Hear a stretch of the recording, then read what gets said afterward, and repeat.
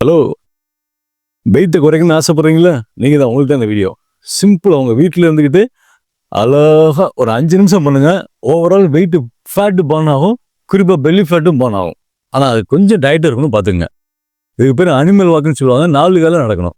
இப்போ என் கூட சேர்ந்து பிரதர் பண்ணுவார் பாருங்க.